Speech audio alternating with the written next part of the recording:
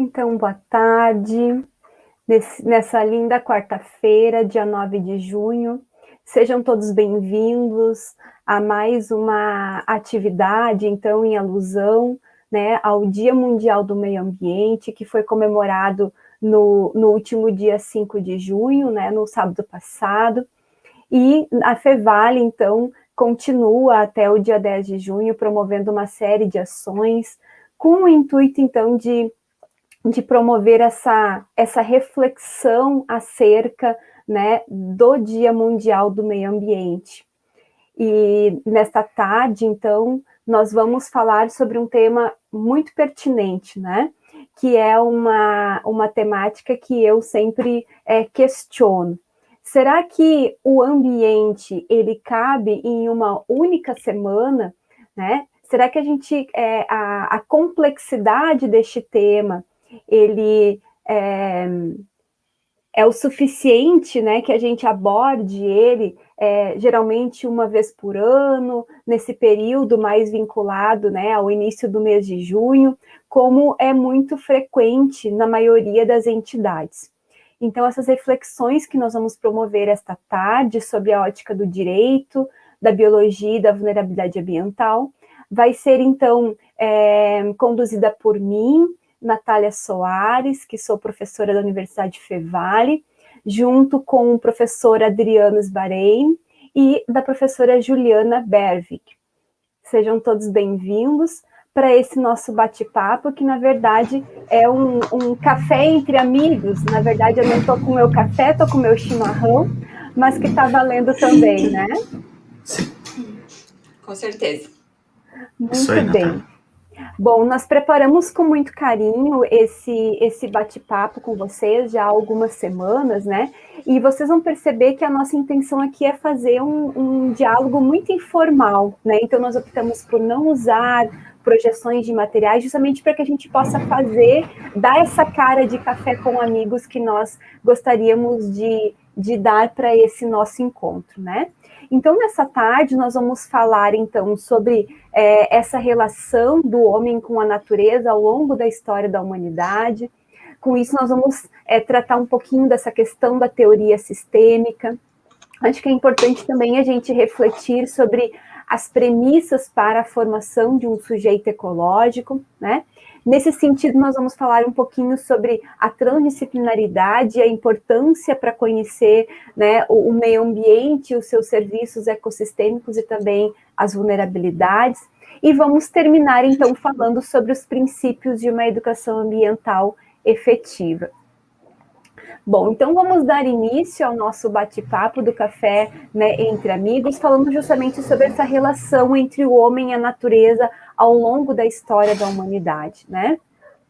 Até separei aqui duas obras que podem subsidiar o nosso bate-papo aqui, que é desse pesquisador chamado Mauro Guimarães, com a obra A Dimensão Ambiental da Educação, e também do Mauro Green, que vai falar sobre ética e educação ambiental. Então, para nós falarmos sobre essa relação do homem com a natureza ao longo da história da humanidade, eu queria trazer uma reflexão inicial assim, a respeito de como é que foi se dando o desenvolvimento da humanidade ao longo da história do planeta. Né? Então, a gente lembra que o homem foi a última das espécies a chegar nesse planeta aqui. Né? Então, por muito tempo, predominou aqui nesse espaço, né, as plantas, os animais, os fatores abióticos, né, que coexistiam e mantinham as suas relações ecológicas. Aí, com o passar da evolução, eis que chegou o homem aqui no planeta, né? Naquela época, o homem ele tinha uma relação muito próxima com a natureza. Ele era uma parte integrada a esse todo ambiente, né? Então, o homem, ele tirava da natureza apenas aquilo que ele precisava para a sua subsistência, né? Então, se a gente pensar, os primeiros homens, eles eram nômades, eles moravam em cavernas, sobreviviam da caça e da pesca, né? E tiravam da natureza apenas aquilo que eles precisavam para sobreviver.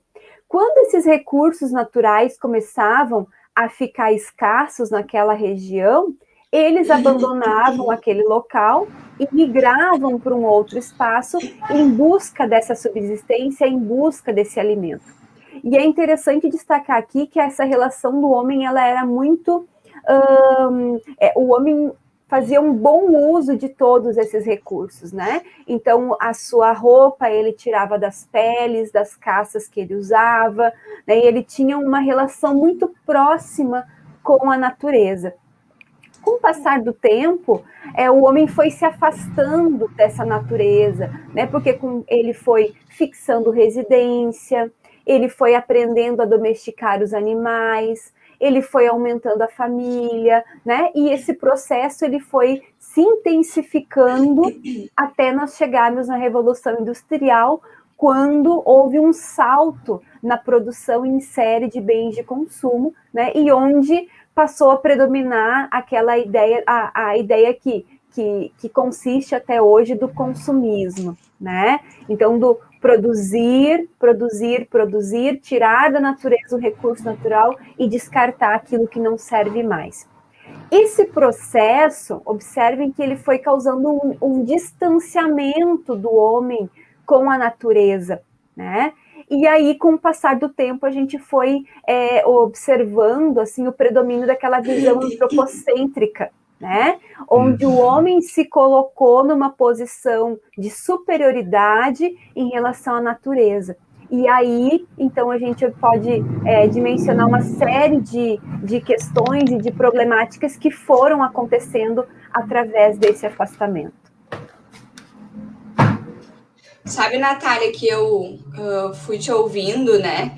Então, inicialmente, dizer boa tarde a todos, que é uma honra estar aqui com vocês hoje, a gente compartilhando nossas ideias, cada um com uma área de atuação diferente, né? E isso é muito bacana, a gente realizar esse bate-papo, essa conversa de uma forma, assim, mais descolada, de uma forma mais tranquila, assim, não nada estanque, nada, assim, pré-definido que não nos permita moldar conforme a conversa for indo, né? Então, é um momento muito bacana, agradeço muito, estou honrada em estar aqui participando desse momento. E já complementando aquilo que eu ia comentar, quando tu começaste a falar sobre a questão da Revolução Industrial, no exato momento eu já me deparei, é ali que começa tudo, quando a gente fala em questão de gestão de riscos, né?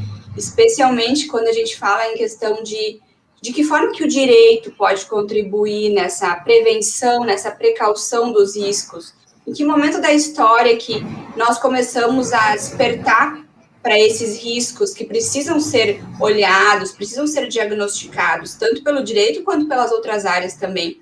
E aí a Revolução Industrial, ela é um marco que a gente sempre utiliza, porque um marco tanto no sentido de ligar os alertas para a gente passar a se preocupar, porque é neste momento em que realmente a gente começa a perceber problemas que passam a surgir de ordem ambiental, seja pelo aumento da extração de matérias-primas, seja também pela forma de funcionamento da indústria no início, né, movida a carvão, a madeira, e isso gera uma poluição ambiental muito importante já na época, que também já soa o alarme em relação a um início de preocupações ambientais na Europa a respeito dessa questão da poluição do ar.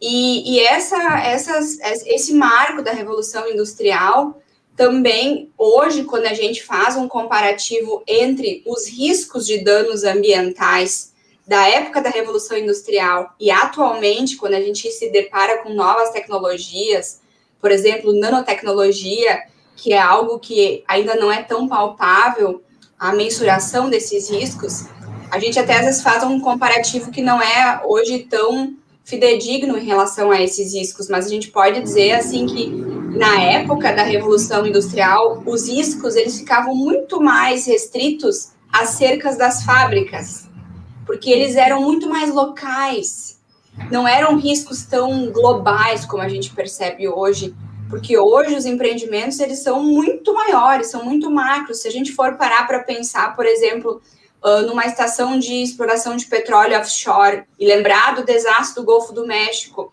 e toda a magnitude daquele desastre, todos os danos e como eles são transterritoriais, a gente consegue perceber essa diferença entre danos que ficavam muito mais restritos e danos hoje que são muito mais macros, porque hoje a gente tem um fenômeno de globalização que, além de conectar o meio ambiente, que o meio ambiente do mundo inteiro é conectado, então não existe delimitações entre os países, né?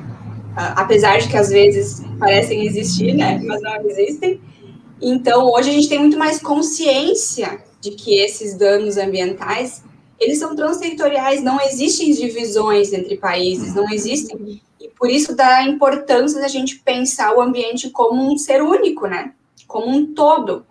E pensar ele em conjunto, de uma forma internacional e não somente pontual. E isso também nos traz ao tema que tu listaste, que é a questão da teoria sistêmica, né, de Niklas Luhmann.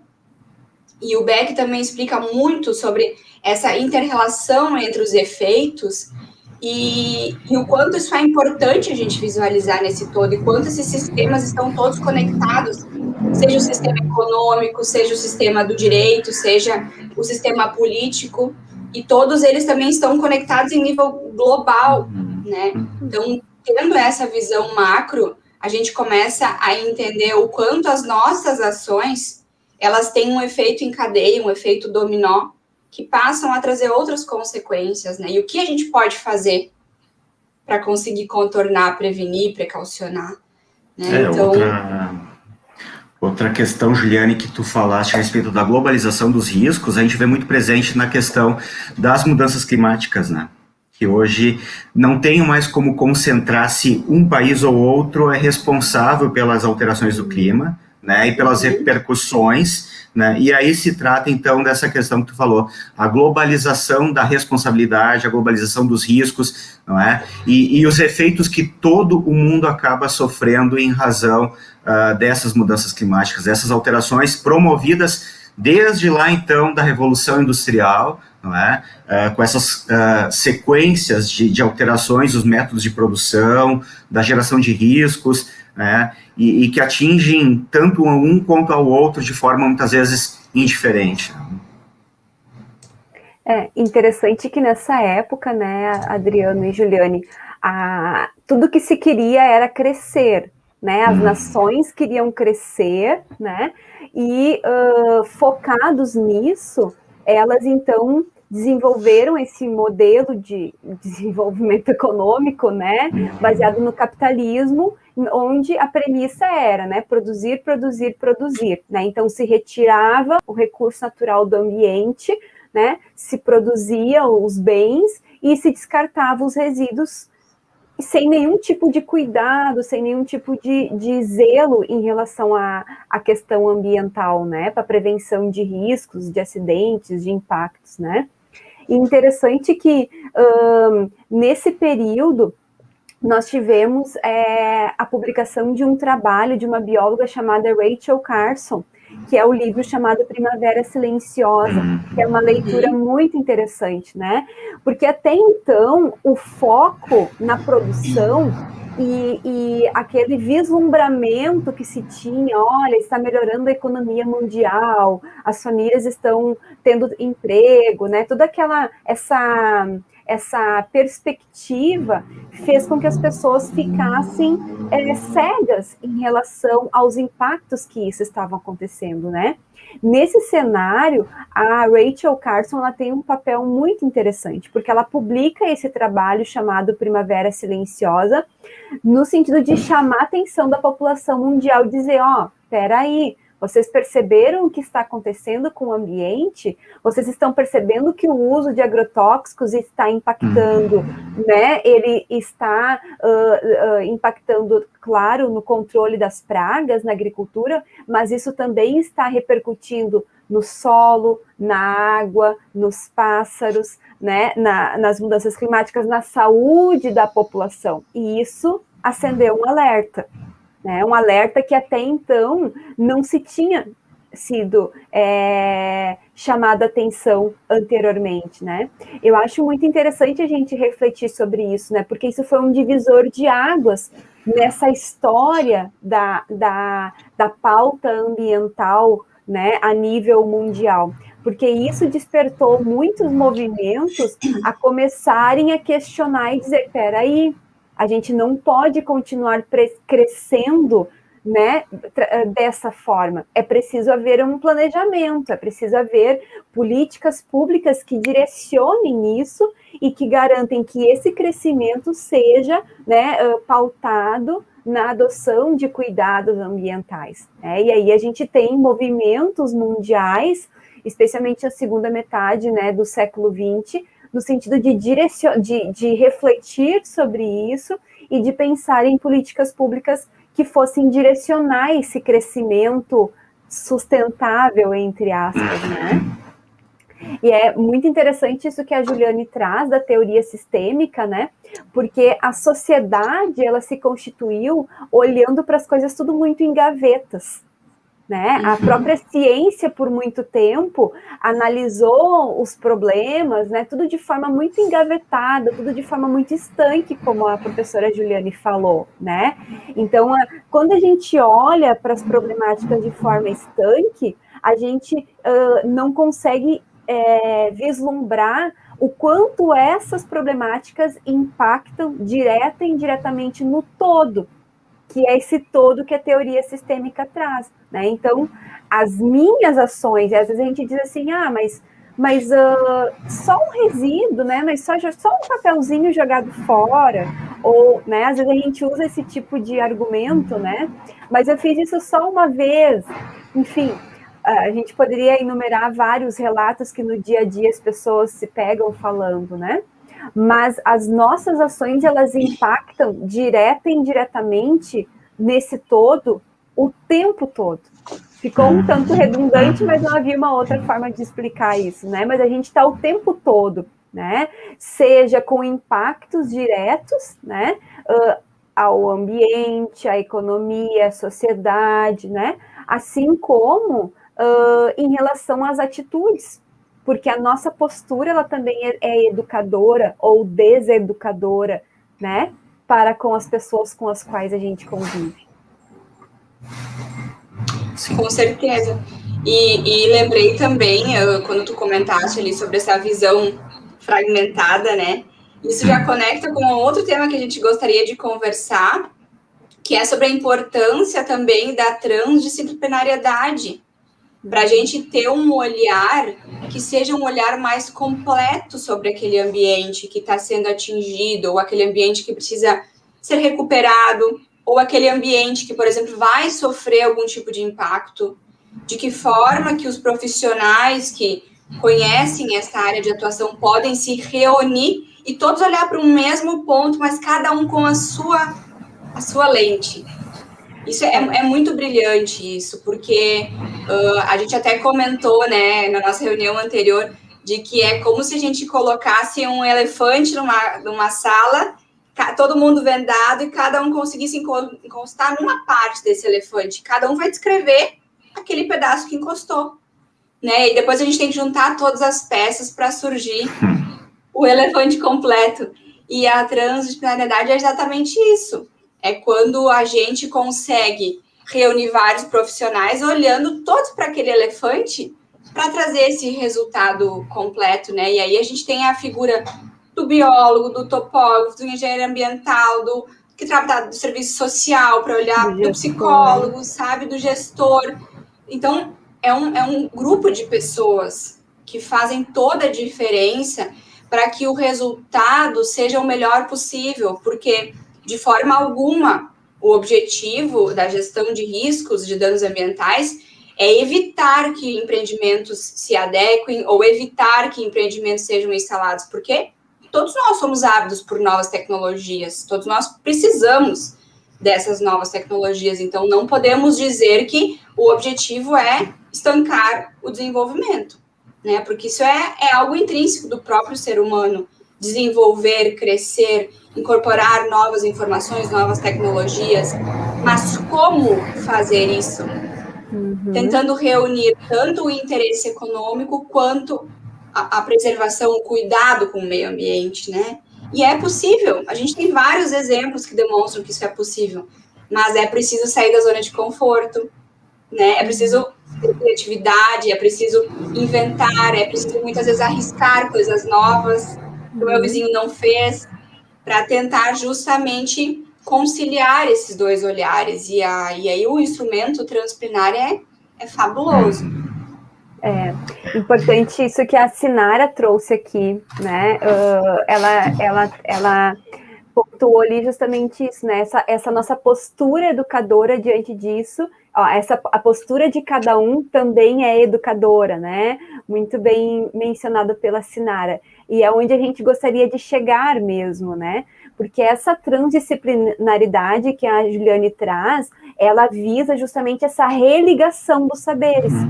Né, Adriano, de cada profissão, porque com o passar do tempo a gente foi se especializando, cada um nas suas áreas, né? Eu sou bióloga, o Adriano é advogado, cada um é uma área, e aí cada um, como a professora Juliane falou, olha a partir do seu ponto de vista, a partir da sua bagagem. E quando a gente consegue articular essas bagagens e olhar, poxa, peraí, eu não tinha pensado do teu ponto de vista, mas faz sentido, peraí. E a gente começa a juntar essas informações, esse efeito, o todo, ele é muito maior do que a soma das partes, né? Então, é justamente o que a teoria sistêmica diz, né? Que a gente precisa cada vez mais olhar para esse todo, a partir dessa religação de saberes e dessa atuação conjunta entre diferentes áreas. Essa metáfora das gavetas que tu utilizou, Natália, né, ela conduz, eu acho, a uma outra metáfora, que seria até um ditado popular, né, que uma andorinha só não faz verão. Tá? Eu penso que nós somos uma ligação de saberes, uma sinergia de saberes entre o meio jurídico, o meio da biologia, da administração, da engenharia, enfim, de diversas áreas do conhecimento, e que juntas podem levar, né, a um objetivo, a concretude de um objetivo maior, que seria a preservação do meio ambiente. Né? Se cada um de nós acharmos que somos mais importantes do que outros, obviamente a gente não vai ter solução para o problema maior, que é a crise ambiental que a gente está sofrendo atualmente. Né? Então, de muito tempo eu vejo que a academia já tem transformado esse pensamento, né, que é de unir esforços, unindo várias áreas do conhecimento para esse objetivo, né, que não é transformar ou um ou outro mais importante, né, mas sim todos num rumo comum, né, num objetivo comum. Isso é muito importante. E a própria transdisciplinariedade, ela também contribui para a gente conseguir tornar mais palpável essa visualização do que é um ambiente vulnerável. Poxa vida, eu já tenho um ambiente marinho, por exemplo, vulnerável. Mas por que ele está vulnerável? Por que ele é sensível? Não, veja bem. A gente já tem um enorme acúmulo de plásticos, a gente já tem um enorme acúmulo de substâncias químicas. A gente já vem de um ambiente que já sofreu com vários derramamentos de petróleos anteriores. Então, aquele habitat já não está mais com o poder de resiliência que ele tinha anteriormente. Então, se agora vir e instalar um novo empreendimento sobre ele, eu preciso ter um cuidado ainda redobrado para verificar o que pode ser feito para trazer outras medidas de prevenção e precaução nesse quesito, né? E o mesmo instrumento transdisciplinar também é importante para a gente atentar e valorizar os serviços ecossistêmicos, sabe? E eu acho que isso tem tudo a ver com o tema educação ambiental, porque muitas vezes a gente só valoriza quando a gente conhece e percebe o quanto que esses serviços ecossistêmicos são essenciais para a manutenção de todas as formas de vida que a gente tem no planeta Terra, né? Então, são coisas muitas vezes simples, mas que, tirando essa simplicidade, muitos problemas podem advir, né? E aí, nada melhor do que o conhecimento técnico da Natália, enfim, do Adriano, para poder complementar também com essa ideia do quanto é importante a gente ter essa compreensão e essa visualização desses riscos, dessas vulnerabilidades, da importância desses serviços ecossistêmicos.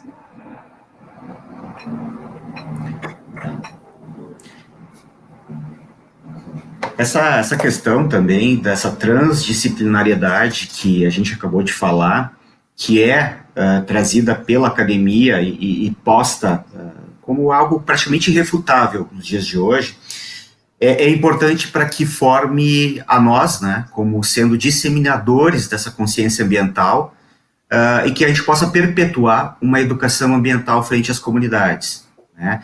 É tentar transformar essa linguagem mais técnica, deglutir ela e passar para essas comunidades vulneráveis, não é, que se demonstram em situações vulneráveis, de vulnerabilidade, e de que forma elas podem interagir com o meio ambiente de modo a sanar ou mitigar essas vulnerabilidades buscando soluções, né? Então, isso também é importante para nós, do meio acadêmico, poder interagir com essas comunidades, né, dessa forma, né, levando o nosso conhecimento para fora da academia, para fora das universidades.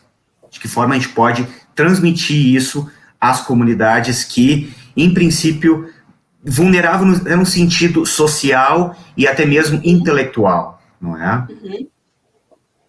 Isso me remete ao fato de que, vejam bem, né? Nós temos aqui no Brasil, desde 1981, uma política nacional de meio ambiente, né? E mais tarde, em 1996, o Brasil foi o primeiro país da América Latina a ter uma política nacional de educação ambiental.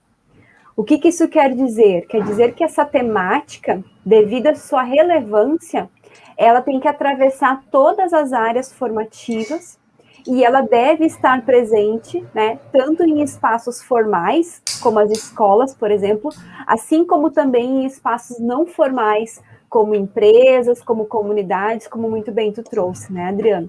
Então, isso se desde 96 nós temos obrigatoriedade legal de trabalhar a temática ambiental em espaços formais e não formais, né? Supõe-se que o acesso ao conhecimento toda essa geração já teve. Essa última geração que está aí na escola, né? Em 96 eu estava na 6ª série. Então, desde 1996, parte-se do suposto que essa temática deveria ser trabalhada de forma efetiva, né, nesses espaços formais e não formais. Então, o conhecimento, o acesso a esse conhecimento, essa geração tem. Agora, a questão de que forma nós estamos dando vida a esses conhecimentos e transformando isso em atitude. Né? De que forma a gente está dando movimento a isso dentro de cada um de nós, né?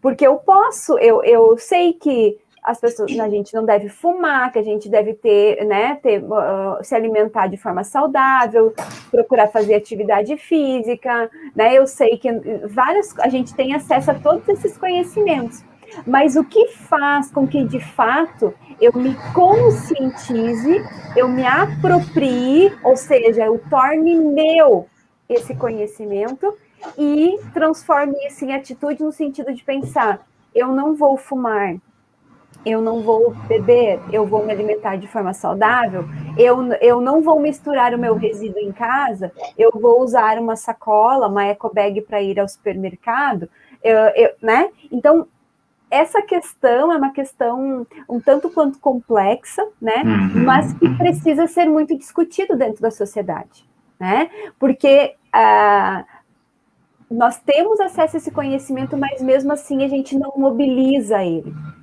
né? Então, o que vocês pensam sobre isso, assim, no âmbito das áreas em que atuam?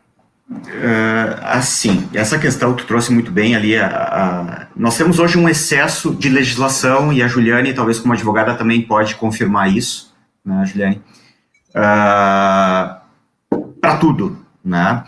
E desde 88, a Constituição Federal veio a elevar o meio ambiente a um bem jurídico, ou seja, veio a tutelar o meio ambiente, né, como sendo um meio, né, uma forma de estabelecer proteção incondicional ao meio ambiente, né? Veio então a trazer necessidade de estabelecer mecanismos para a preservação do meio ambiente. A partir dali, então, começaram a surgir vários outros diplomas legais, inferiores, abaixo da própria Constituição Federal, porém com reflexo nessa premissa maior, né? Nós temos, então, como tu falou, a Política Nacional de Resíduos Sólidos, a Política Nacional de Meio Ambiente, a Política Nacional de Educação Ambiental e tantas outras legislações, até mesmo muito pontuais. Cada estado também pode desenvolver a sua legislação referente às questões ligadas ao meio ambiente. Cada município também tem a sua competência. Porém, o que a gente está vendo hoje muito é que não está surtindo tanto efeito quanto deveria. Tá? Eu penso que, muito embora nós tenhamos um excesso de legislação, dentro de cada um de nós temos também o que se chama de um aspecto até mesmo voltado à questão moral, tá? A questão ética, a questão de um posicionamento que, independentemente de existência de legislação, eu também tenho que me conscientizar que eu estou aqui de passagem, não é? E depois de mim vão surgir outras gerações. E isso vai me remeter à questão lá do artigo 225 da Constituição Federal, a questão transgeracional. Tá? Eu tenho que me preocupar não só com a questão do meio ambiente agora, hoje, mas sim para os meus filhos, para os meus netos, para as gerações futuras. Né? E para a qualidade de vida, obviamente, então, vamos agora... O hoje também é importante, óbvio, não é? O que está acontecendo hoje? A questão que a Juliane muito bem retratou no livro dela, sobre a questão do desastre ambiental. Né? O que nós falamos aqui a respeito das alterações climáticas, todos nós estamos sofrendo com isso. Né? Todos nós estamos sendo vítimas dessa inconscientização ambiental. Tá? Então, embora tenhamos um apanhado elevado de legislações a tratar sobre meio ambiente, muito depende da nossa conscientização. Né? O que eu posso fazer para um mundo melhor, para um local melhor?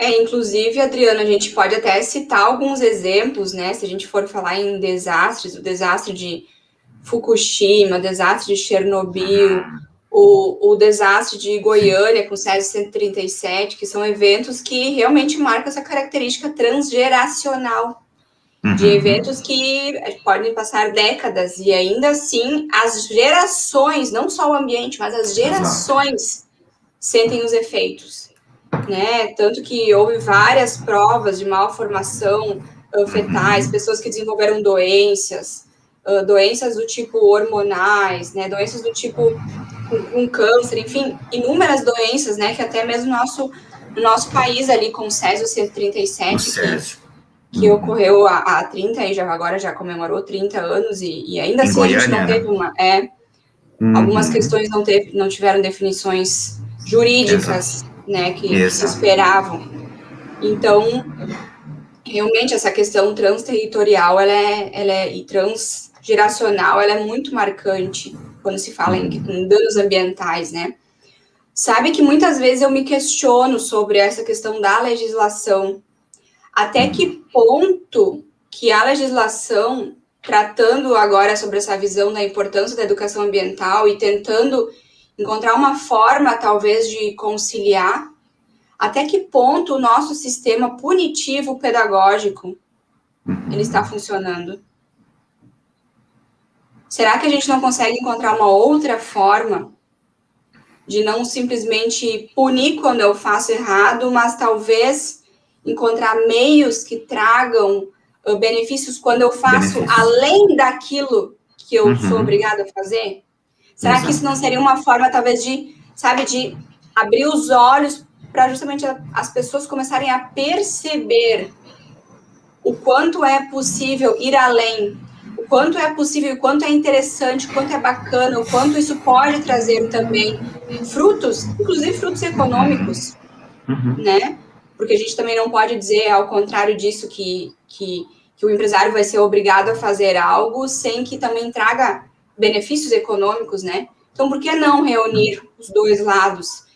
Então, isso é possível, sim. Eu acho que é possível, né? Mas me questiono como que talvez a gente poderia, de uma forma interessante, bacana, consciente, reunir essas duas vertentes. Nesse mesmo viés, Juliane, tu fala agora voltado também para a educação ambiental não formal, né, dentro de uma instituição, por exemplo, dentro de uma empresa, é tentar criar no empresário aquela visão de que eu não preciso me preocupar com a preservação do meio ambiente tão somente pelo fato de oferir uma certificação para abrir mercados, né? Isso transmite até uma certa, assim, não me transmite uma confiança daquela real preocupação que ele tem com a preocupação voltada ao meio ambiente, né?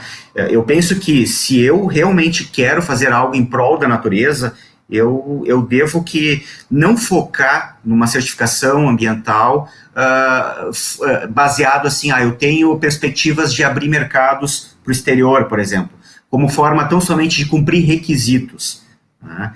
Então, tem essa situação, e talvez aí estaria também um calcanhar, né, de Aquiles, né, nessa questão, eu tenho que me preocupar bem mais, né, com essa questão da preservação do meio ambiente, não só com tentando oferir algum benefício, né?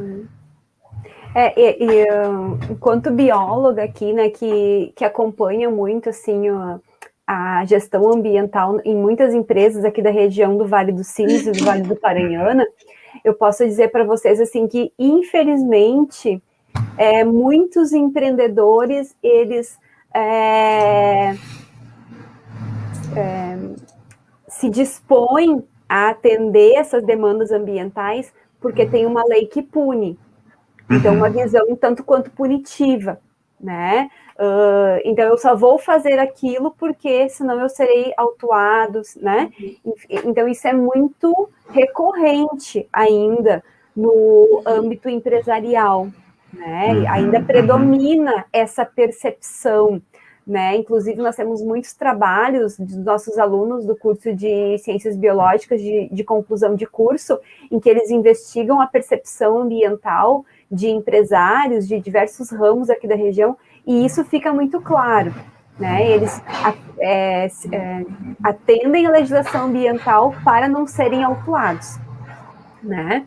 Então, como o Tiago trouxe aqui, né, no comentário dele, ele acredita que apenas a educação ambiental formal, ela não vai solucionar o problema, porque nós estamos falando, Tiago, de um problema muito complexo, transgeracional, como vocês muito bem trouxeram. Então, por ser um problema tão complexo, é preciso que a gente tenha essas múltiplas áreas atuando, né, no sentido da gente promover essas reflexões para que as pessoas cada vez mais deem movimento a esses conhecimentos. Porque se a gente, como professora também, né, eu acredito muito no poder da educação nesse sentido, porque se nós conseguirmos promover uma educação ambiental efetiva, né, nós vamos ter futuramente empresários mais conscientes, políticos mais conscientes, comerciantes, né, e assim a gente poderia elencar várias classes sociais, né. Então, claro que apenas a educação ambiental a nível escolar, ela não vai resolver esse problema sozinho, né, a gente precisa sim, tanto que a Política Nacional de Educação Ambiental prevê que, pela sua importância, essa temática seja pauta constante, né, permanente nos espaços formais e não formais, né. Eu, geralmente, assim, brinco, né, que eu tenho pavor da Semana do Meio Ambiente, porque muitas pessoas lembram da pauta apenas nessa semana de junho, né, e aí o resto do ano inteiro se esquecem, retomam hábitos antigos, enfim, né, isso, a gente observa isso de forma muito frequente no dia a dia, né. E é por isso que o título da nossa live é bem provocativo, né? O quanto que o meio ambiente cabe em uma única semana devido à sua complexidade, né? Mas, se nós conseguirmos chegar próximo dos princípios norteadores de uma educação ambiental efetiva, que estão descritos lá na Política Nacional de Educação Ambiental, nós temos muitas chances de tão logo conseguir atingir alguns desses propósitos, né? Então, o Tiago trouxe ali, né, um comentário onde ele fala que hoje as pessoas sabem a importância ambiental e o prejuízo dos seus impactos, né, há muito tempo, né? Há mais de 3 décadas isso já é sabido, né, pela sociedade, mas nem por isso nós estamos mudando os nossos hábitos, né? Isso traz uma reflexão muito interessante no sentido de a gente se questionar. Será que a forma como que essa educação ambiental está sendo promovida, ela é efetiva a esse ponto? Né? Eu ministro uma disciplina no curso de Ciências Biológicas chamada Princípios e Práticas de Educação Ambiental. E todos os semestres eu levo meus alunos numa central de triagem de resíduos, eles têm que calçar luvas, eles têm que abrir uma sacola de resíduo e eles têm que triar aquele resíduo. E eu vou dizer para vocês que é muito desagradável ter que triar uma sacola onde eu encontro papel higiênico, onde eu encontro tubo de shampoo misturado com papel higiênico, o rolinho do papel. Né? É muito desagradável, né, essa experiência de você ter que abrir uma sacola de resíduo e fazer a triagem desse material. Só que esse processo, ele é realizado diariamente pelas centrais de triagem do Brasil inteiro. Né? Então, os alunos sempre relatam para mim assim, professora, eu nunca mais vou gerenciar o meu resíduo em casa sem lembrar que alguém vai abrir a minha sacola.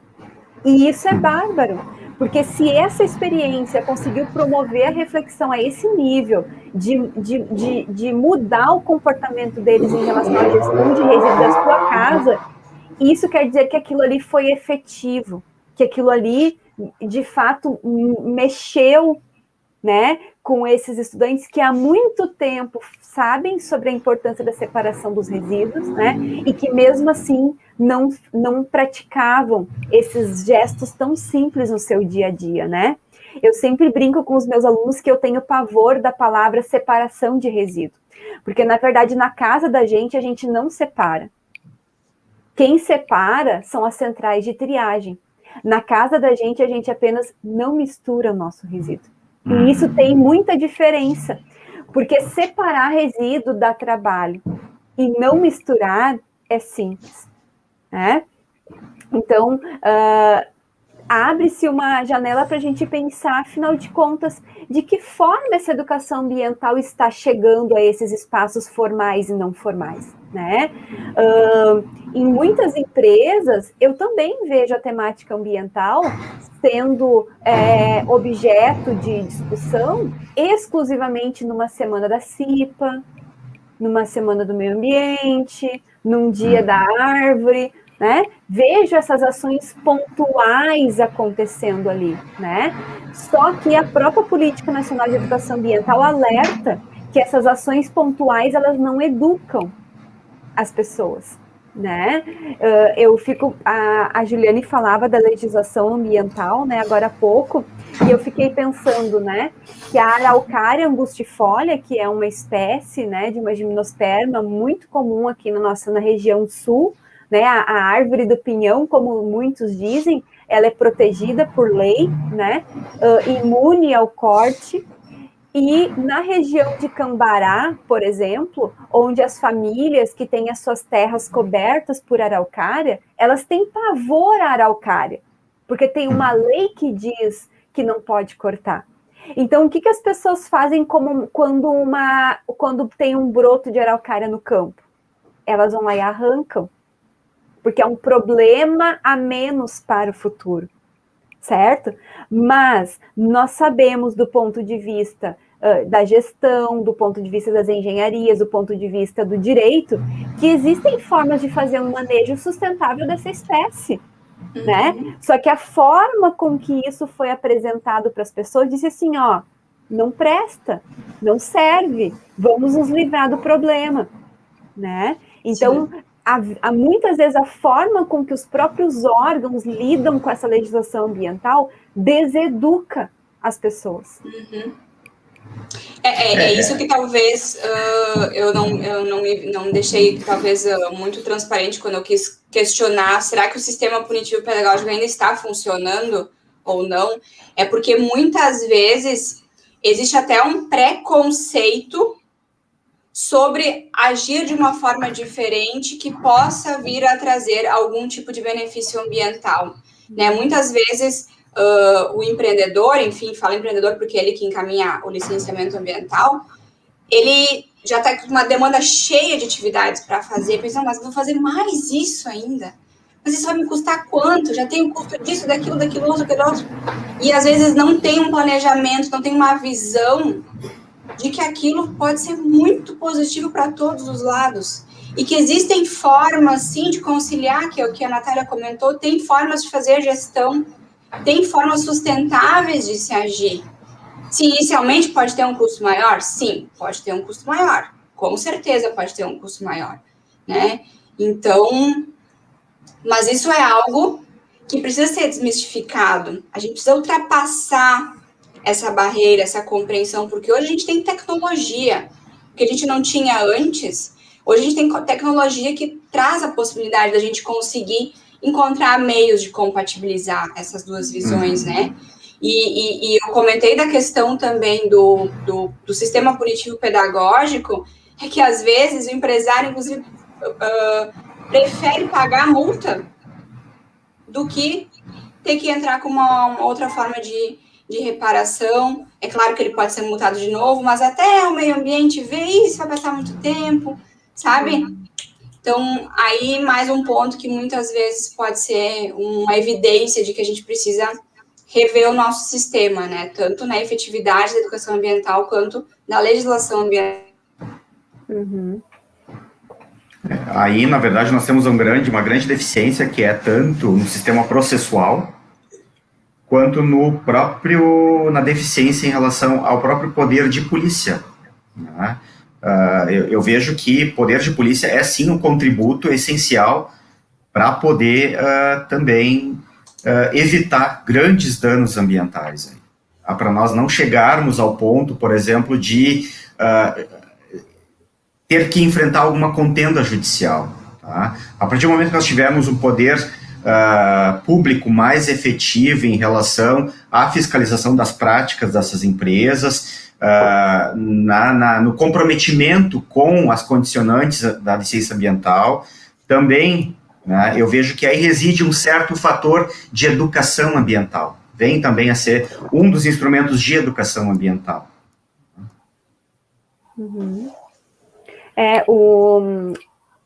Deixa eu só resgatar aqui um comentário do Leoni, né? O Leoni mencionou aqui, né, de que essa educação ambiental, na visão dele, deveria ser trabalhada diariamente em todas as classes sociais, né?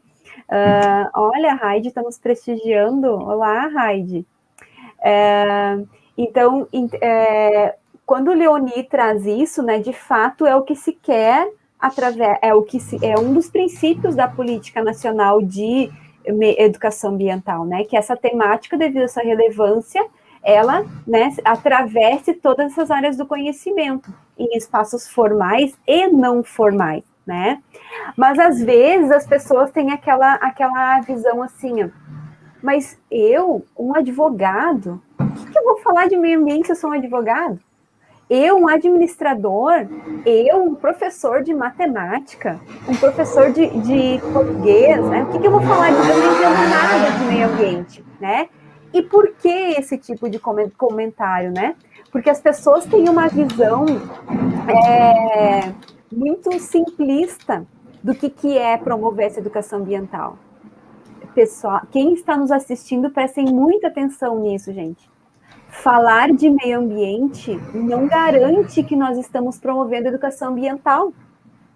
Porque para que eu possa garantir que a educação ambiental ela está sendo efetiva, ela está sendo de fato contribuindo para a formação do sujeito ecológico, ela precisa despertar essa reflexão do indivíduo, né? No sentido de pegar esse conhecimento, articular, integrar com outros conhecimentos já pré-existentes e atribuir sentido àquilo ali. Que é, por exemplo, o que acontece quando eu levo meus alunos à central de triagem de resíduos e eles vivenciam uma separação do resíduo, né? Eles viveram na pele, eles sentiram na pele a dificuldade daquele trabalho.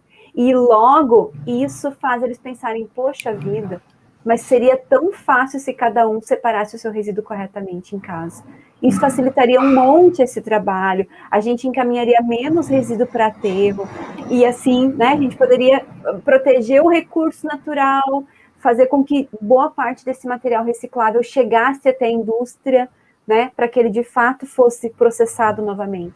Então por isso é importante a gente ter bem claro, né, de que falar de meio ambiente não garante que eu esteja promovendo educação ambiental, né? Então, eu sempre falo, né, o quanto a gente educa muito mais por aquilo que a gente faz do que por aquilo que a gente fala, né? Isso eu tenho muito cuidado, assim, com a minha postura, né? Então, se eu digo que o ideal é a gente usar, por exemplo, sacolas ecológicas para ir no mercado, não pode faltar uma na minha bolsa, né? Eu chego a ficar com vergonha quando eu vou no supermercado, por algum motivo eu me esqueço da sacola, né? Chega assim, muitas vezes eu desisto da ideia e volto e vou no mercado num outro momento, porque eu penso que eu tenho responsabilidade por aquilo que eu falo, por aquilo que eu faço, né? Porque afinal de contas, se eu que sou da área ambiental não tiver essa postura, não der esse exemplo, né? O que se espera dos demais, né? Então, é preciso que a gente faça o rompimento dessa ideia bastante equivocada de que a gente, para trabalhar a educação ambiental, tem que falar de meio ambiente. Não, né? A gente pode promover isso de diversas formas no nosso dia a dia. Em todas as disciplinas, né? Em todos os ambientes. Uhum. Mas é o próprio princípio lá da educação ambiental, né? A questão holística, né? Que envolve, como a gente já falou, é uma diversidade de pensamentos, de conhecimentos, enfim. Né? Então, tu pode resumir a tua atitude, Natália, anterior à Revolução Industrial, né? Aquela questão, ou nem seria dessa forma, mas anterior àquela percepção da conservação do meio ambiente, que utilizava sacola plástica e saía, e depois, quando começou a utilizar a sacola ecológica, né, que saía do ambiente ali daquela loja e saía envergonhada até mesmo por não ter essa sacola ecológica, né? Isso é interessante, isso é... Claro, e se a gente pensar no momento em que a gente vive, né? Eu faço sempre um exercício com os meus alunos de pedir que eles tragam embalagens de produtos que eles usam no dia a dia e peço para que eles leiam no rótulo a origem daquele produto, né?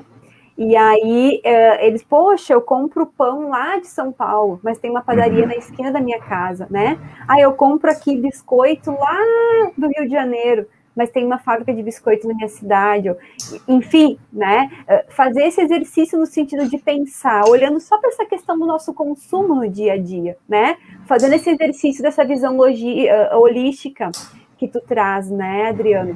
Se eu priorizar o consumo de produtos locais, o dinheiro, a economia está girando aqui no meu entorno, eu estou fortalecendo essa economia, eu estou consumindo alimentos mais saudáveis, porque uma fruta para vir lá da Bahia para cá, um pão para vir lá de São Paulo para cá, um litro de leite para vir do Paraná para cá, ele passa dias no trânsito.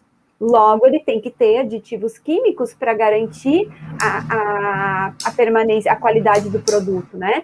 Então, isso influencia na minha saúde, né? Eu tenho menos trânsito, tenho menos emissões atmosféricas, tenho menos estragos nas estradas, tenho menos riscos de acidente. Olha quantas coisas, quantos benefícios a gente tem com uma simples ação, né? Então, é esse convite justamente para que a gente possa refletir sobre as nossas ações no dia a dia, né? Porque tem tantas coisas que a gente pode fazer no sentido de repensar os nossos hábitos, né, que influenciam nesse todo, que repercutem nesse todo, né? Dentro desse aspecto aí, é muito válida essa reflexão, mas uma questão que eu trago agora a reflexão, né, para todos, como a gente pode ver, a gente tratou sobre o boom de legislação que trata sobre a questão ambiental, tá? Mas até que ponto essas políticas públicas elas se entrelaçam entre si e realmente permitem com que eu seja um cidadão ecologicamente correto. Né? Como tu exemplificou agora, tu trouxe essa contextualização, é melhor, sim, eu adquirir produtos locais, porque eu priorizando a compra de produtos no comércio local, eu vou estar evitando a questão de emissão atmosféricas, né, toda aquela questão de embalagem e tudo mais. Mas até que ponto essas políticas permitem que eu tenha acesso financeiro a produtos produzidos na minha localidade? Né? De que forma as políticas estão preparadas a possibilitar esse acesso?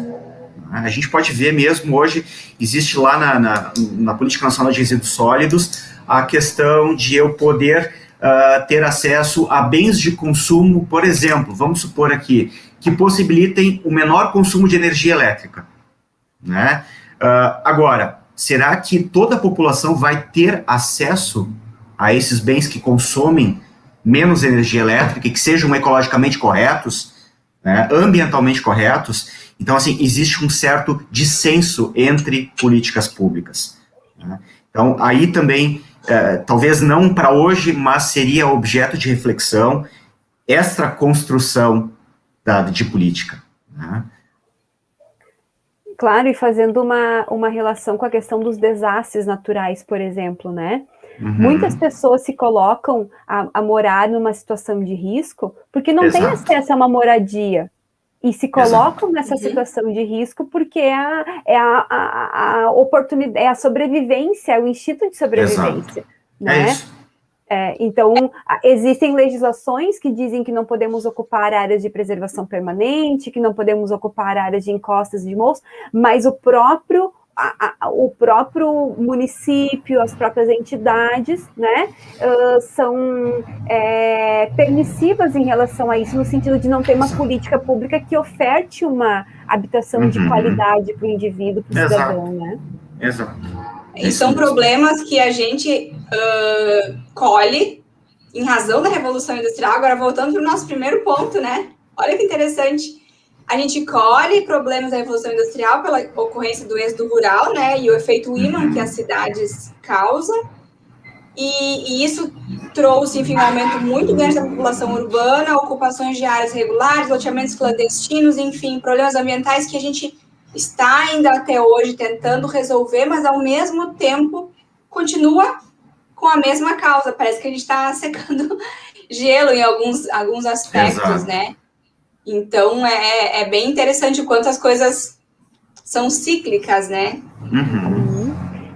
Bom, o nosso tempo está quase acabando, então nós poderíamos ficar mais umas 2 ou 3 horas aqui, né, dialogando em torno desse tema.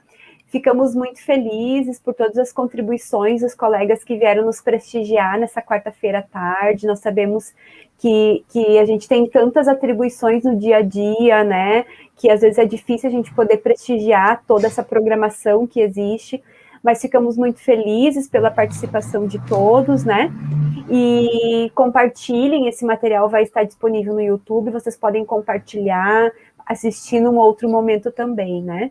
E já encerrando, então, a minha participação em especial, espero que essa curta reflexão que nós trouxemos aqui essa tarde possa, de fato, despertar dentro de cada um de vocês essa reflexão, né?